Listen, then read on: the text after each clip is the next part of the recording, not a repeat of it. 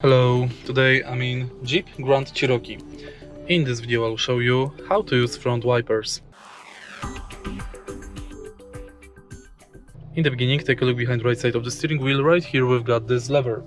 To use front wipers, firstly pull the lever slightly downwards. Now you can use it in mist mode. To use it constantly, switch the middle part of this lever upwards.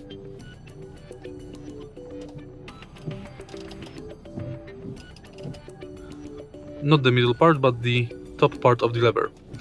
Now you can adjust intensity by switching it further.